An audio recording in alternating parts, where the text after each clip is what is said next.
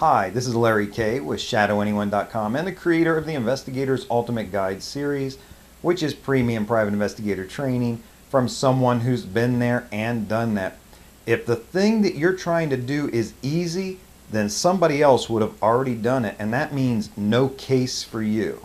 Think about it for a moment. A few weeks ago, I put out a blog post on 6 ways to find place of employment on someone. And the very first way I talked about was using social media. And it's a one-sentence thing. You use social media to find place of employment. The problem is, if it's there, nobody is going to hire you for the case. So some things in this line of work are a little more difficult, and a lot of people have trouble doing it. One thing, for example, is finding unlisted or tracing back cell phone numbers. That can be very challenging. Now, if you do this for a living, you've probably got some sources and methods that you use in order to figure out who an unlisted or a cell phone number goes to. And if that's the case, good for you, because that's the call you're going to get. Nobody's going to call you with a number that comes up in a search engine. License plate information is one of those classic things that is difficult for most people to get a hold of. If you're a licensed investigator, you probably have a legitimate source for getting license plate traces. So be glad that it's difficult for everybody else. People also seem to be challenged with the skip tracing, and people that don't even know what skip tracing is, which is finding missing persons, or sometimes people who have actually skipped out on a debt or obligation. Again, if that's the type of thing that just doesn't come up very quickly and easily online, you may get a call to work it. And be glad that it's a hard thing to do. One of the things that throws people off on those types of skip trace is, over the years, a woman who's changed her name because of, say, marriage or divorce. If you're a licensed investigator, been in this game for a while, you have sources and methods for all those 3 things: license plates, unlisted phone numbers, name changes.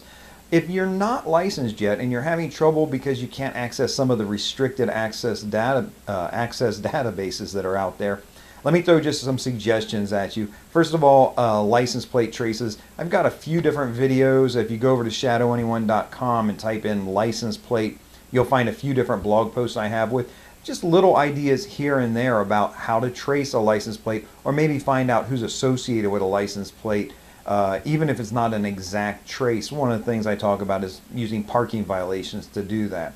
But you have access to certain records that are out there that, if you're willing to paw through them and do the work, you might be able to find the information even without access to a restricted database or direct access to the Bureau of Motor Vehicles. The same thing holds true with unlisted and cellular telephone numbers. Those numbers are out there. They are floating around in a variety of sources that, if you're willing to put the time and effort into, you can find and turn around a number. Now, I have a course that I teach on public records. I only offer it to people on my mailing list. And one of the things I talk about there, matter of fact, I in the course of teaching it, I am using an example, and I show you how an unlisted phone number comes up, and it's very useful. But this information is out there. They're on police reports and all sorts of things that you might be able to use to find or trace an unlisted phone number if you do the work.